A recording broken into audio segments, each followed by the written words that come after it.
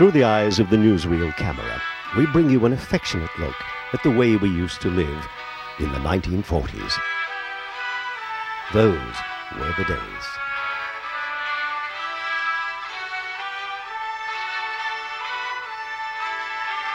The 1940s were dominated by the Second World War. For 6 years, the island of Britain was under siege. As soon as darkness fell, every light had to be switched off. Newsreels of the time tried to dispel the darkness with a light touch. Take, for example, this house in the suburbs, the house of a well-known Mr. Twerp.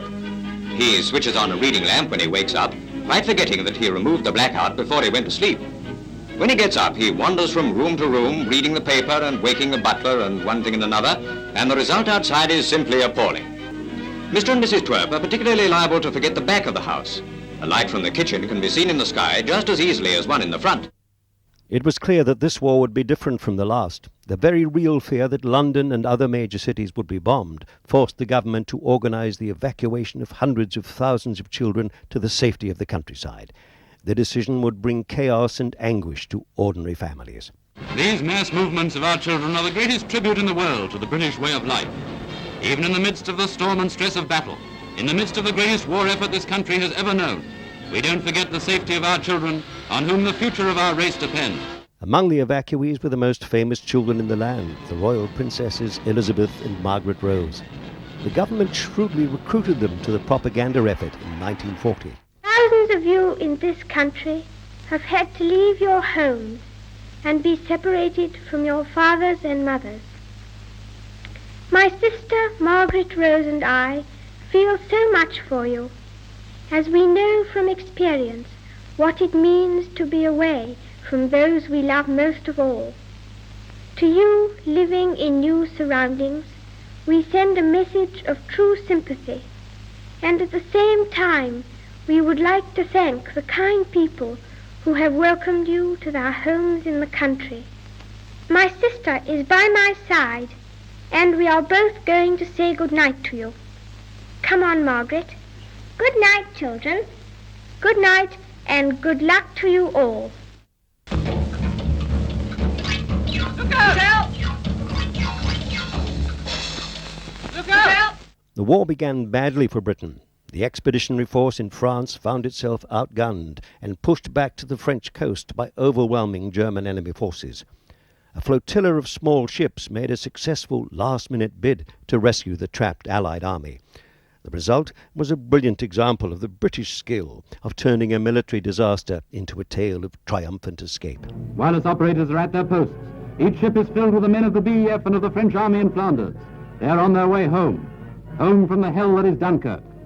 Since these pictures were taken, we have all heard the full story from the Prime Minister of how the Royal Navy, using nearly 1,000 ships, has brought back nearly 350,000 men. Here in pictures is the triumph that turned a major military disaster into a miracle of deliverance. Here in one staggering shot, the Allied armies come out from the shore.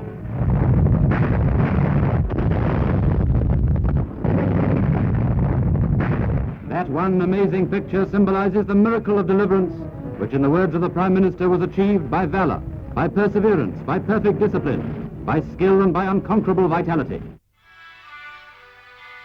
The unsung heroes of the British war effort were the housewives.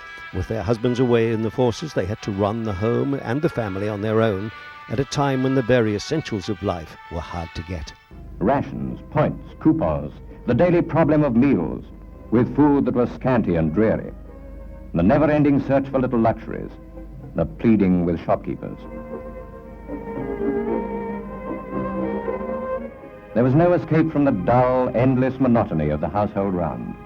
Years of washing up, of scrubbing and cleaning, of patching and making do. No medals, no mentions in dispatches. The women made the best of it, and when there wasn't enough to go round, it was the women who went without. Always something to do. For many, these were the best years of their lives. They should have been years of being taken out and amused and entertained. But instead, there was nothing but waiting.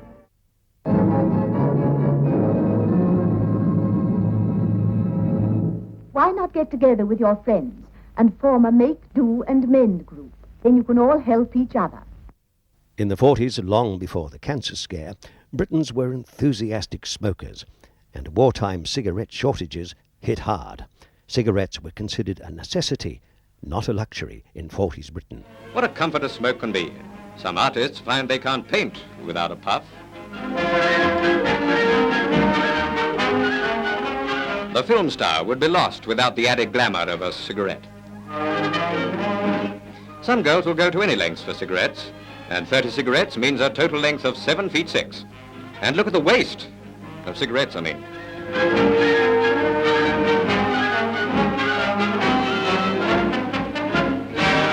Here are some more interesting facts.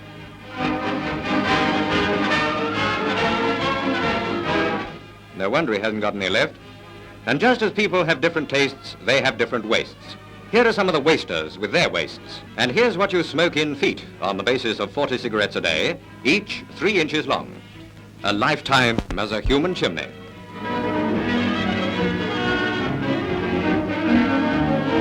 My word, how you've traveled. Today we're only too pleased to be able to do this. That reminds me, anybody got a pin? We present the family model. When father says puff, we all puff. But it is rather tough on the cigarette. Cut your lawn and pawn your iron cross. Oh, run, I don't run, I don't run, run, run. Hitler planned to invade Britain once the rest of northern Europe had been conquered. But first the Germans knew they had to win control of the skies. For 2 months in the late summer of 1940, they attempted to destroy British air bases, but despite terrifying odds, the RAF kept them at bay. By superb heroism, our Air Force inflicted smashing blows on the much-vaunted Luftwaffe. Never in the history of human conflict did so many owe so much to so few. We know now that the mass raids of September were to precede actual invasion, but the aerial vanguard of the Nazis lay a twisted mass of metal on our shores. So overwhelming were the defeats meted out by the RAF that space had to be found to accommodate the tons of wrecked enemy aircraft. The Battle of Britain may have been won in the skies, but it was widely feared that all it had done was delay the inevitable invasion. With every able-bodied man now conscripted into the regular army, Britain's defences rested on the old soldiers and middle-aged amateurs of the Home Guard. Night and day, these men guard our lines of communication at home, ensuring the safe transport of troops and munitions on their way to ports of embarkation, and are on duty wherever a vital service needs protection. And each of them has the satisfaction of knowing that he's releasing a younger man for duty overseas. Healthy open-air work breeds healthy, wide-open appetites. The country is in safe hands with the Home Defence Battalions on guard. After their failure to destroy Britain's air force, the Luftwaffe bombed the cities, ports and industrial areas of the country. For the first time in history, civilians became military targets. The Blitz was Hitler's attempt to destroy both the war effort and the morale of the British people. Nazi airmen, without a shadow of doubt, could have picked out other targets of military importance. But the Royal Air Force and our ground defences were inflicting heavy losses on the attacking air armadas, as many as 99 enemy raiders being brought down in one day. In their rage at these blows at their air might, the Nazis threw off all pretense of confining themselves to military targets, and the following pictures show that bombs have been scattered over London without any distinction of military objectives. Any war the Hun has ever fought has been aimed chiefly at the civilian. The coward always attacks the weak. Even the royal family were not spared the horror of the Blitz. After the raids on the working-class East End of London, the German bombing of Buckingham Palace showed that there were no class distinctions in this war. By this further deliberate attack on the lives of our King and Queen, when 5 bombs fell on and around the palace, the home of our beloved sovereign and his consort is again damaged. 1 bomb crashed through the Queen's drawing room, while others fell in the quadrangle. Within a few yards from where the King and Queen were sheltering, the royal chapel was struck. Tearing through the roof, the bomb completely wrecked the altar and hurled 20 tons of debris into the basement. We thank God that their majesties were unhurt. The Germans believed that by targeting the royal family, they would inflict a devastating blow on British morale. The reverse was true. The King and Queen refused to leave their palace home, and in their famous walkabouts, they identified themselves as sharing the same hopes and fears as their subjects. To Fulham, their Majesties bring a cheery word, and the Queen especially a friendly smile. As they walk with difficulty among the wreckage, they're greatly moved by the wanton havoc wrought by the Hun. At intervals, the royal party halt to have a word with ARP workers, demolition squads and firemen who've done such splendid work at so great a risk. Having had their own home bombed, their Majesties speak with understanding and sympathy to those of their subjects who have also fallen victims to Nazi savagery. It was not just London that suffered in the Blitz. The cathedral city of Coventry was almost totally destroyed in a single night.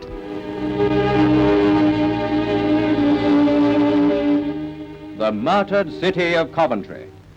Amid the wholesale wreckage of a noble city, crushed by the force of hundreds of tons of bombs, the steeple of her one-time beautiful 14th century cathedral looks down on a scene of indescribable desolation.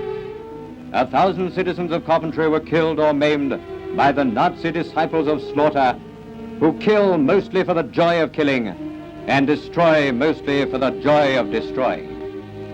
These are scenes of the butchery at Coventry. Hastening to be with his people of Coventry in their hour of adversity, the king was an inspiration to the stricken but courageous inhabitants. They came through the ordeal magnificently. This is their greatest hour. Please, don't travel in the Russia. All citizens were encouraged to protect themselves and their families from enemy bombs. Anderson shelters made of corrugated iron were popular, but it was not impossible to stay in your own home during the air raids. In this demonstration test, the Anderson shelter successfully withstood the blast of a 500-pound bomb, even though the building close by was wrecked. And here's an actual shelter that was bombed. It had the right amount of protection at the sides of 30 inches of earth and rubble, top 15 inches, and what was just as important, back 30 inches, and the people in it were uninjured. For those without space for an air raid shelter, there was plenty of advice on how to protect yourself and your family. To protect a window, fix an old door firmly across the lower half, inside and outside, first removing the glass, and fill the intervening space with earth. An earth barricade about 30 inches thick will protect your front door from blast. A well-filled bookcase placed before a window gives good protection against blast and bomb splinters. Rig up one room in your house as a refuge room. A coal cellar is a good refuge. Make it comfortable, you may have to stay in it a long time. For those in the capital who had to leave their houses to find sanctuary, the London Underground stations provided shelter for more than 170,000 Londoners during the Blitz. At 71 stations in the London Underground system, tube trains are bringing refreshments to platform shelterers. Over 120 canteens are being installed. 48 of them are already operating. When the provisions are unloaded, the canteen attendants set up shop while their customers lay down their beds for the night. There may be a blitz going on hundreds of feet overhead, but down below, tens of thousands of shelterers are going to make short work of 250,000 cups of tea and cocoa, to say nothing of buns, cake, apples and chocolate.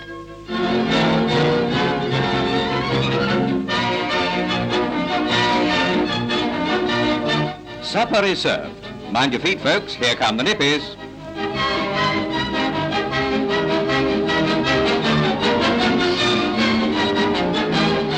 Be prepared was a constant slogan during the war years. Britain feared a gas attack, and gas masks were issued to every citizen. Training in the use of the masks was a regular part of life and work for ordinary folk. Gas mask on 5 minutes, please.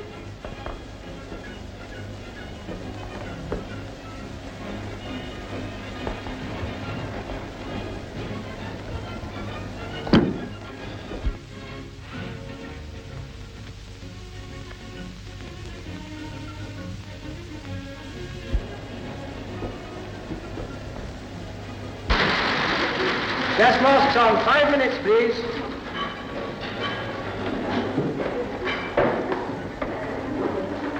Stick your chin well out.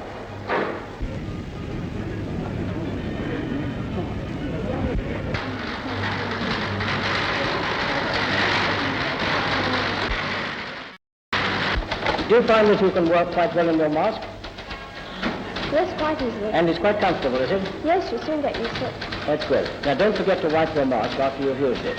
Dry the inside.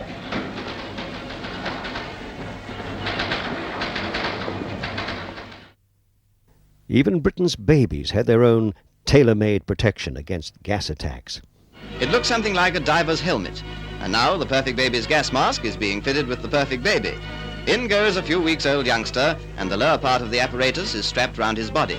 He takes it all lying down. When food is short, you oughtn't to treat your bread as unimportant.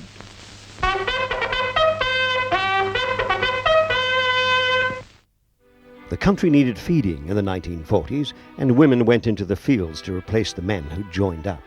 The land girls became a feature of the British countryside.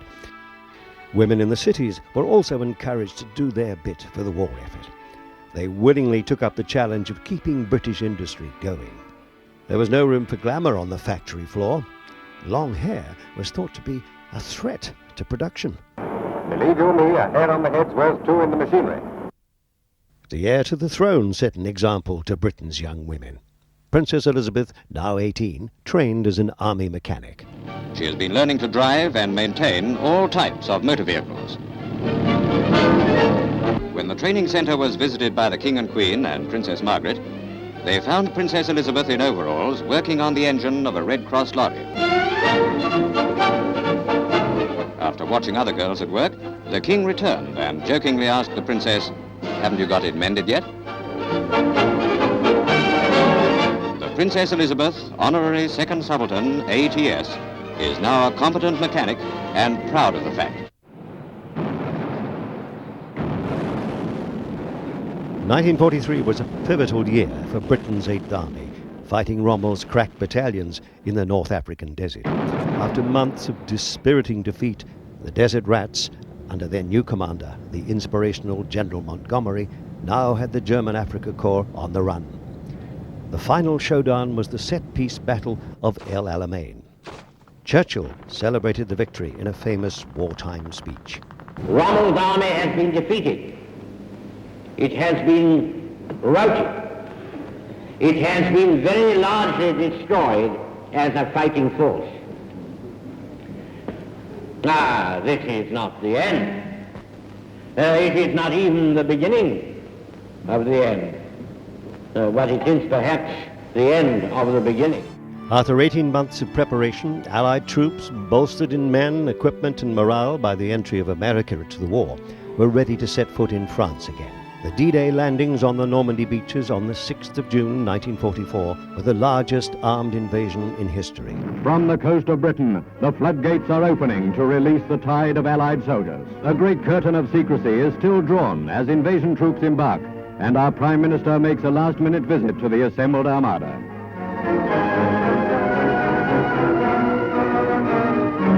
The first of a series of landings in force is how Mr. Churchill describes the operation. Author of the Victory V sign, he watches over the great preparations. While all this is going on, there goes out to Europe by radio the warnings issued by Supreme Headquarters.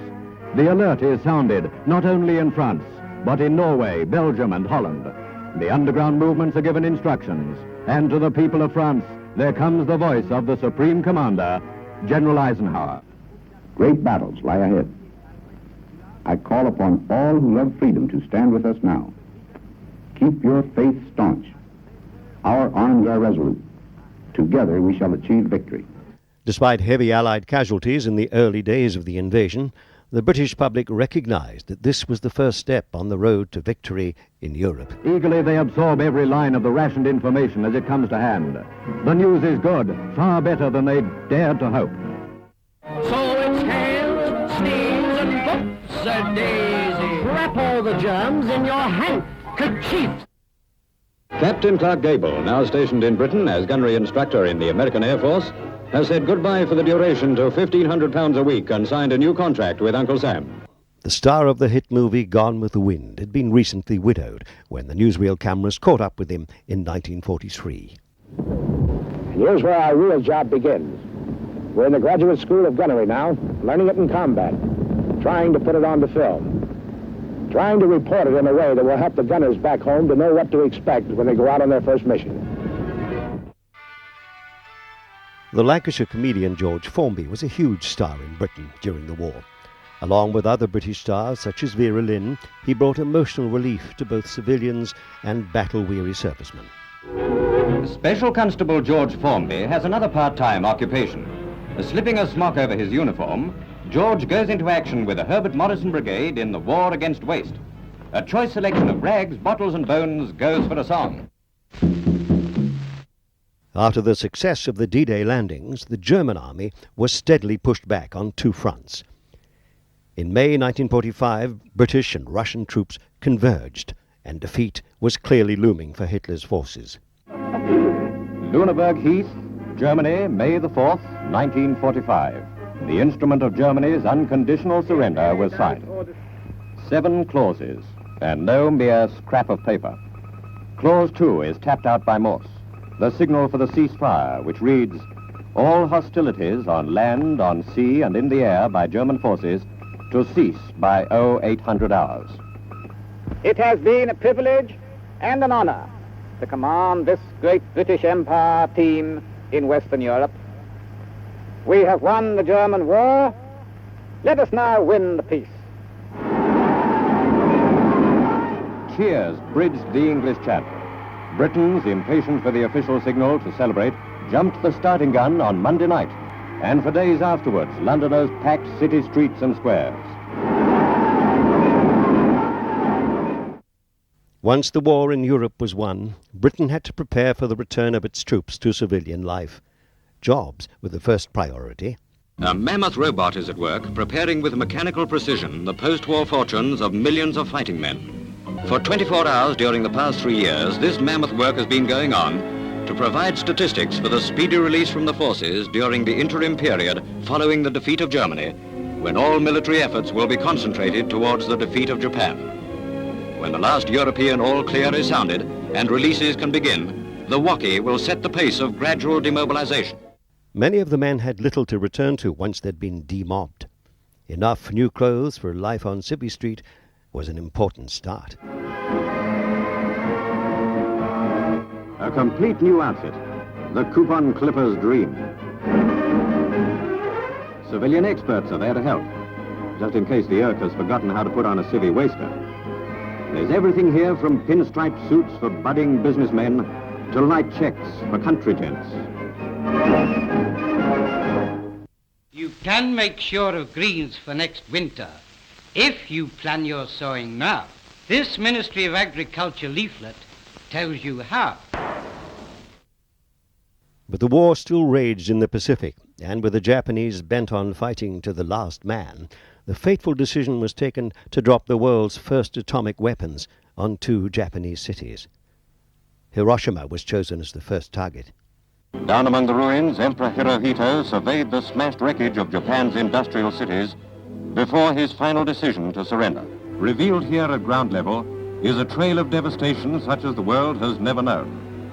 A single bomber, one bomb exploding 1,500 feet above the target, leaving no crater. When General MacArthur accepted the Japanese surrender, the war was finally over for the thousands of British prisoners held in Japanese camps. We are gathered here, representatives of the major warring powers, to conclude a solemn agreement whereby peace may be restored.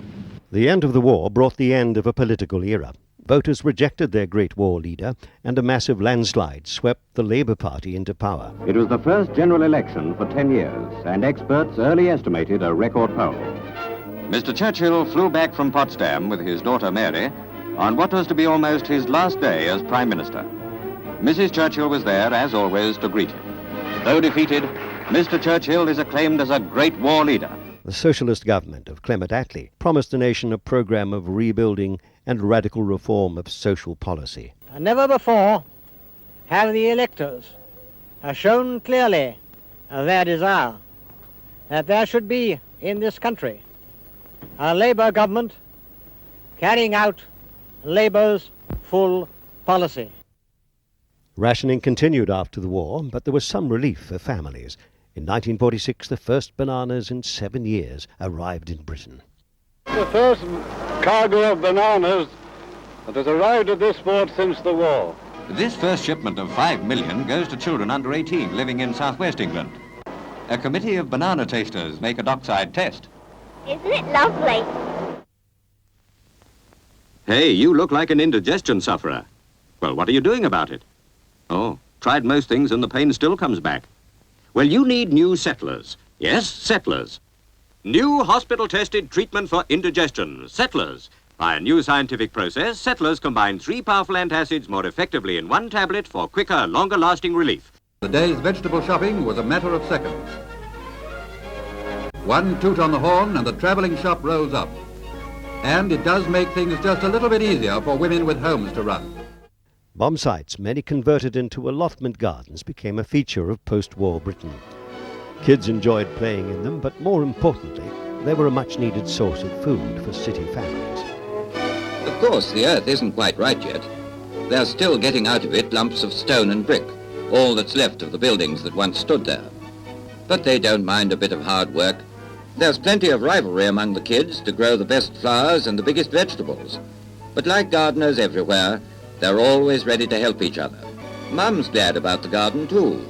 Not only does it keep the kids out of mischief, but it saves her poor old feet from having to stand in queues for vegetables. These little land girls and land boys keep their own livestock too, and get a special kick out of being able to feed the rabbits on homegrown produce. Allotments were an obvious way to recycle bomb craters. Finding new uses for air raid shelters presented a different challenge. When our air raid shelters were built, they were on #1 priority. Now the shelters have done their job, the question is, what's to be done with them?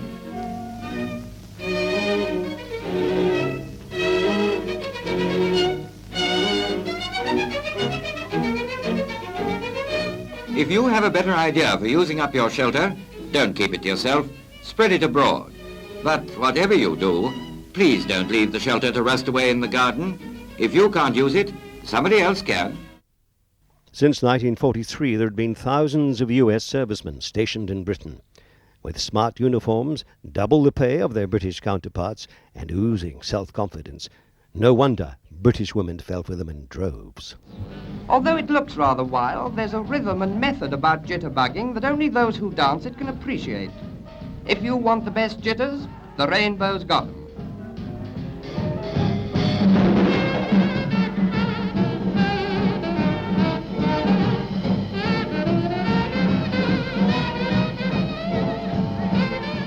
The American ship Argentina left for the USA in January 1946 with 626 GI brides on board. They waved their goodbyes happily enough, but when the camera wasn't looking, quite a few of them shed a tear. First big surprise was the ship. For the Pilgrim Mothers of 1946, the Argentina is turned into a nursery ship, fitted out with everything from napkins to the pink and blue drop-side cots called Houston cribs, after the American colonel in charge of this noisiest company ever to be under military command. Mothers wanting a stroll on deck can leave G.I. Joe Jr. in the playroom. And just to remind them that their ship is a bit of America, there are bananas and 5-course meals aboard and a shop where they have no use for coupons. In Britain's biggest exodus since the Pilgrim Fathers sailed 300 years ago, the Argentina leaves on her sentimental journey. After the war, people in Britain and America generally felt goodwill towards Russia, however repressive its political system. After all, throughout the war years, they'd been fed Allied propaganda, constantly reminding them that the Russians were our friends. The man who almost single-handedly convinced the public of the real threat of Russian communism was Winston Churchill. In 1946, he coined the phrase that would echo round the world when he said, "An iron curtain has descended across Europe." Take the Black & Decker, add one of the many attachments, and put power into your hands.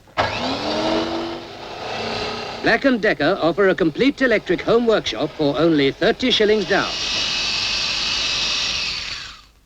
And remember, whatever the job, it's quicker and better with Black & Decker.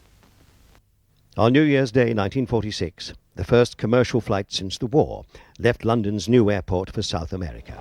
This proving flight starts off from Heathrow which will be the future civil airport of London. And it takes off from the finest runway in the world. A whole generation would be introduced to the heady delights of air travel.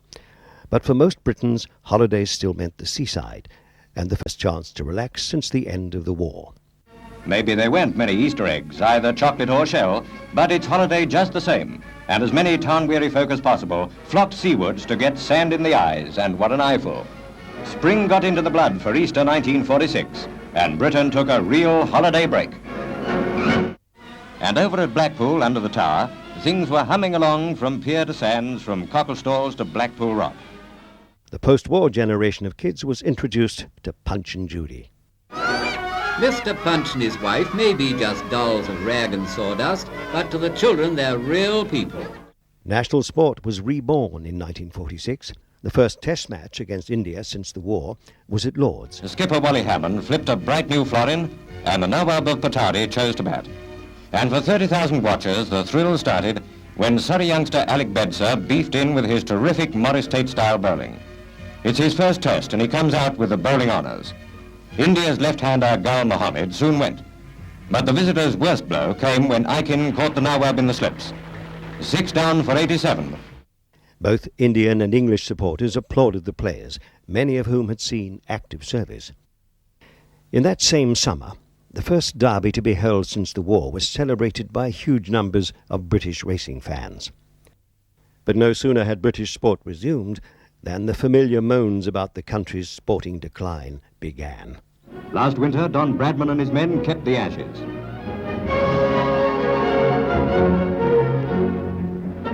Golf. America holds every British golf title. Racing. French horses have won this year's 1,000 Guineas, Oaks and Derby. Tennis. Frenchman Petra took home the Wimbledon title. It was different in 1936. Fred Perry beat Germany's Von Kramm, and there was Dorothy Round, twice a Wimbledon champion. And we're left with football, the one bright spot. It was good to see Stanley Matthews run rings round the rest of Europe team at Glasgow. We won this match 6 goals to 1. At soccer, Britain still leads the world. The day must come when triumphs in other sports will come back. Peter Robinson had a size for you, 5 feet to 6 feet 2. Oxford Circus, Leicester Square. Princess Elizabeth used the occasion of her 21st birthday, celebrated in South Africa, to dedicate her life to the service of her subjects in every corner of the empire, now known as the Commonwealth. I declare before you all that my whole life, whether it be long or short, shall be devoted to your service and to the service of our great imperial family to which we all belong. But I shall not have strength to carry out this resolution alone unless you join in it with me, as I now invite you to do.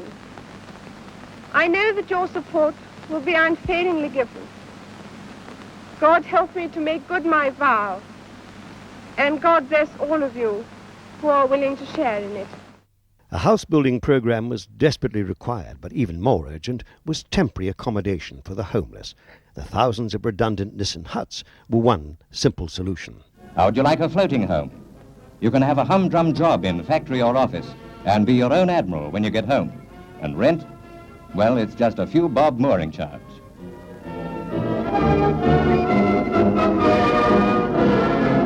And this family has a permanent busman's holiday at home. House-hungry ideas men have picked out the infantry landing craft for one of their biggest experiments. The landing craft are converted into modern 5-roomed houseboats. Total cost is just under £900 for the fully furnished CB floating bungalow. Prefabs, comfortable, simple houses that could be put up fast, went up everywhere. Aluminium bungalows are being erected here at the rate of 1 every 35 minutes on a former Roman encampment. Before the houses arrive, brick and concrete slabs are put down to receive their water mains and electricity connections are laid on. These are the only preliminaries. After that, the house seems to spring up, and before you've smoked your 3rd cigarette, the curtains are going up in the living room.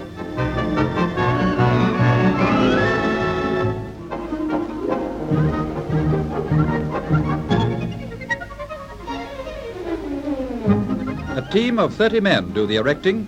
This group has been on the road for 12 months, in which time they've put up 1,000 houses. If this pace could be kept up on a big enough scale, we might eventually see the end of the country's housing problem.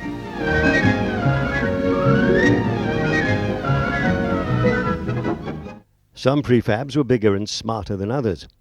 Young couples could watch their new house being put together in just one day. The first thing to do, of course, is to visit the building site. And if we're not mistaken, that's a complete house on the way. The parts are unloaded and checked. There are exactly 189 of them, and they're erected on sites that have water, gas, electricity, and drainage services laid on. Each building unit is, in effect, a sandwich, consisting of 2 sheets of asbestos cement filled with wood wool. There are 5 rooms, including bathroom, kitchen, and second bedroom, which leads off the kitchen. The kitchen is equipped with wash copper, fridge, and electric cooker. As an alternative to the fire, there's an immersion water heater.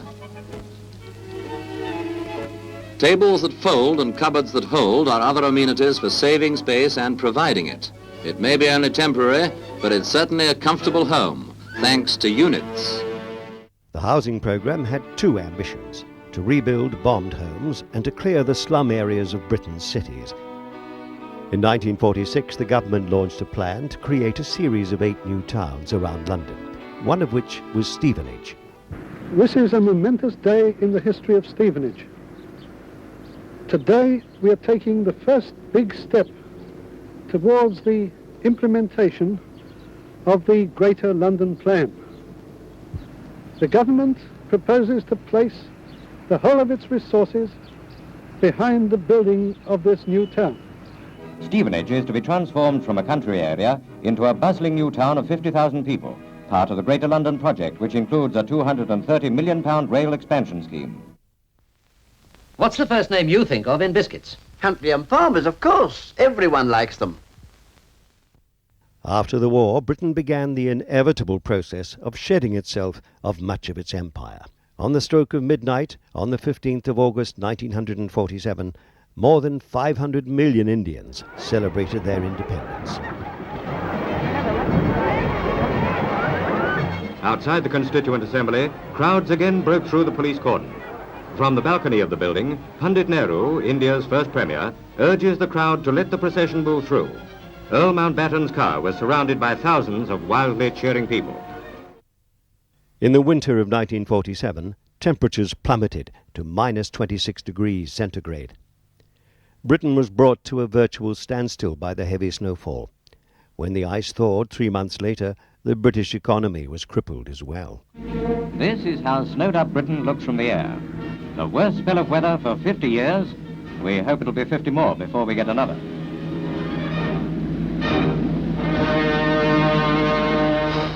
Fred Fernley Limited. You get super after-sales service at Fred Fernley's. Really super.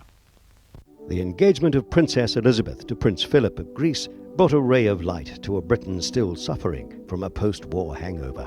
A few months later, on the 20th of November, the glamorous young couple were married. 2 greys draw the Irish stagecoach. Inside, Her Royal Highness Princess Elizabeth and her father. And now the solemn service begins.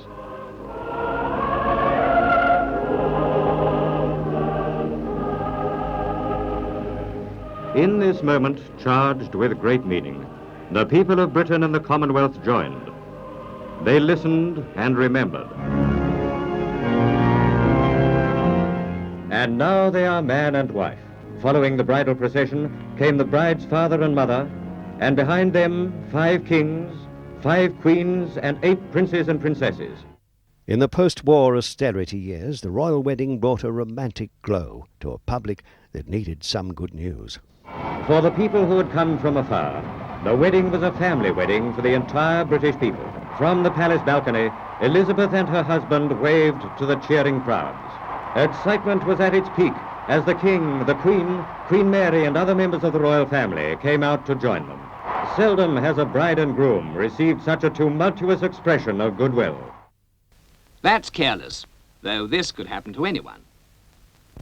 And this you can't escape, but wise men wear trousers made of Burtex, Burton's new stain-resisting cloth. Burtex treated pure wool worsteds are stain-resistant. Burtex, another reason why you can't beat Burton tailoring. British women in the late 40s would go to desperate lengths to achieve the fashionable new look. First, it's the straitjacket for that figure-of-8 appearance. The French call it a guépari, meaning wasp. The Americans a cinch. A last look at the superstructure before we show you a new look dress by Richards in utility material. Think it would look good on you? Clothes rationing was still in place in 1948, and the government introduced multi-purpose utility clothing. Utility furs are well in the news. This short leather coat, ideal for all kinds of hardware, especially in the country, will be on sale for about £24. The leather has been waterproofed by a special process.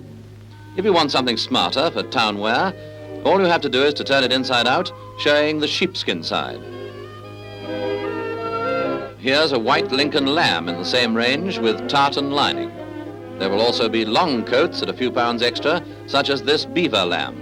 An American opossum jacket, this. This is African antelope from the Belgian Congo. This is ocelope, made from antelope stenciled to look like ocelot. Among the most popular will be the genet. Yes, you're going to look smart in your utility fur. This beautiful sandal in black satin, richly ornamented with gold, reminds us of the lovely things which came to us from China in the years of plenty. Very different from this streamlined model in grey suede. A clean-cut, comfortable afternoon shoe in calf, green, red or tan to match your suit. All these shoes, designed by Edward Rain, look very expensive, but they're price controlled and within the reach of all. It looks as though you will soon be able to forget the old utility models, doesn't it? British women performed miracles with their meagre clothing coupons, but they still kept an eye on fashion. From Paris came the latest autumn styles. Calf-length skirts have won the battle of the hemline. Wistfully envious, British women can only lengthen their utility frocks. For evening wear, Paris has gone in mainly for black and white designs.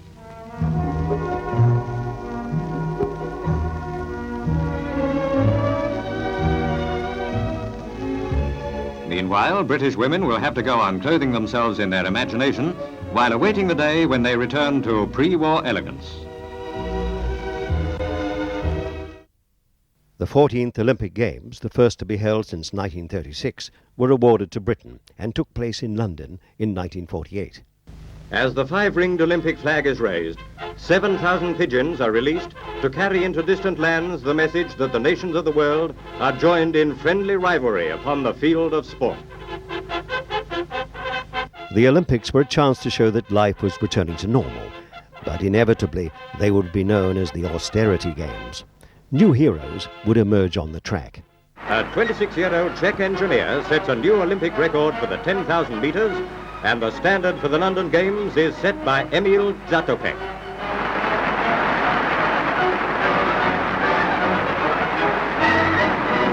Ask for young girls, get younger every day. The Empire Windrush carried a new wave of migrants from the colonies to Britain in the summer of 1948. They came seeking jobs and a new life. In Jamaica, they couldn't find work. Discouraged but full of hope, they sailed for Britain. Citizens of the British Empire coming to the mother country with good intent. Prodded by public opinion, the Colonial Office gives them a more cordial reception than was at first envisaged. Many are to be found jobs. Some will go into industry, others intend to rejoin the services. Now, why have you come to England? To seek a job. And what sort of job do you want?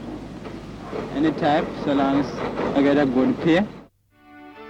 As new homes began to be built in their thousands, Britain's designers and manufacturers produced modern gadgets with which to furnish them. At last, the perfect domestic servant. Never answers back, never wants a day off, and never walks out on you. It's the latest thing in automatic washing machines, and it does several jobs in one. By using the clothes washing tub, it will cope quite happily with the week's laundry.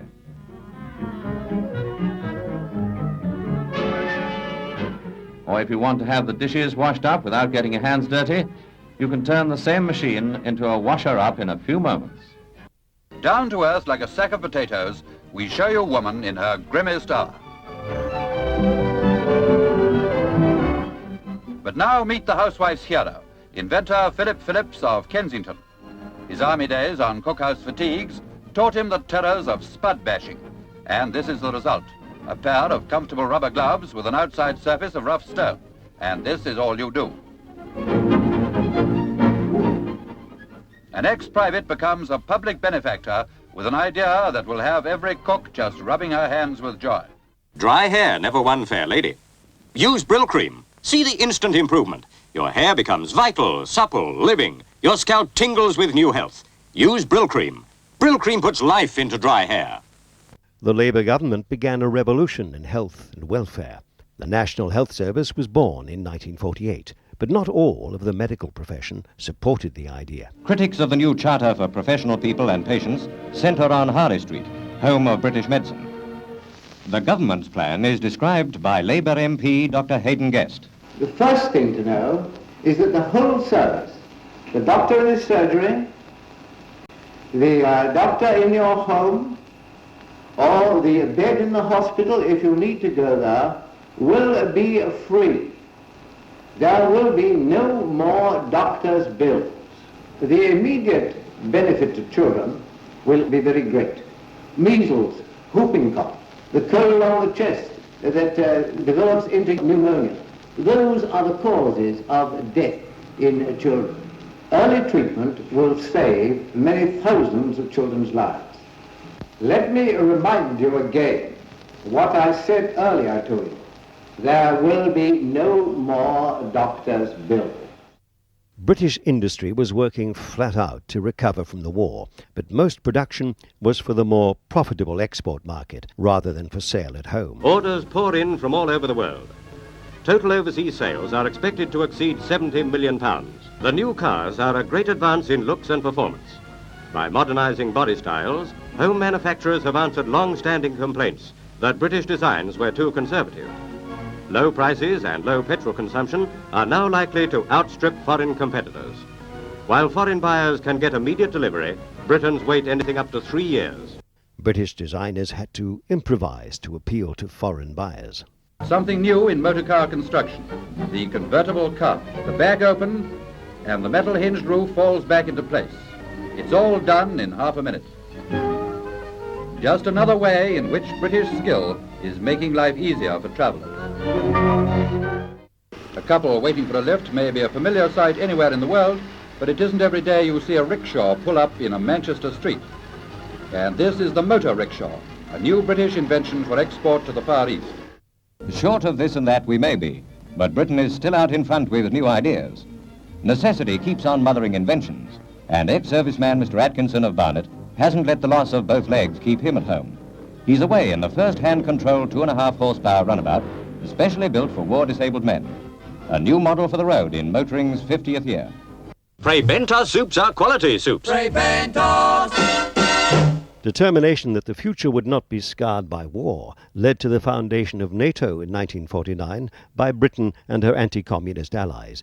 US President Truman outlined his hopes for the alliance. The simple document, if it had have existed in 1914 and in 1939, supported by the nations who are represented here today, I believe it would have prevented the acts of aggression which led to 2 world wars. Acknowledging that security is indivisible, 12 nations combine in a united front from the Tropic of Cancer to the North Pole. An attack on one is an attack on all. In 1949, Berlin was a divided city inside Soviet-controlled territory. The Russians had attempted to take control of the whole city by cutting off its western supply line in April 1948.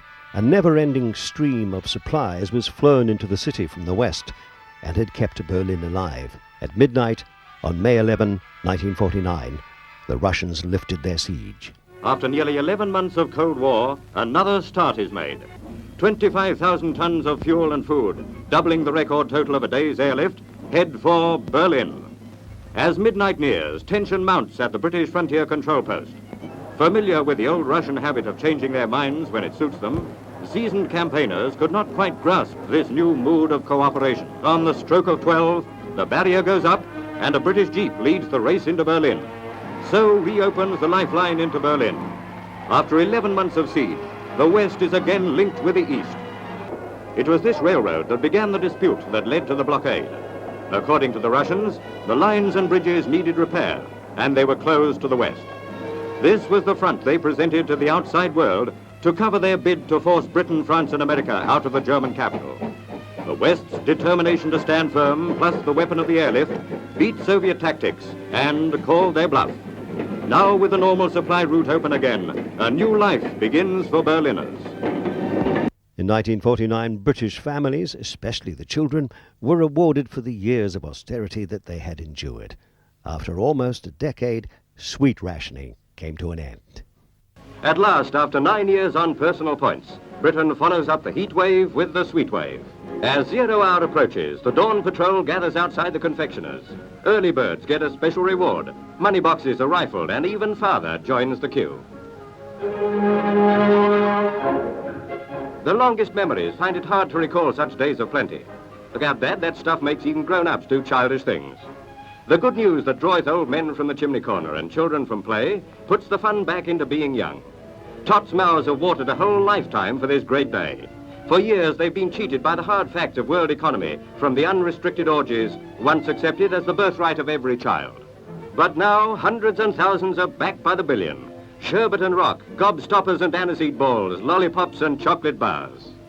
One of the most turbulent decades in British history was ending on a joyful note. And now for the tummy ache of a lifetime.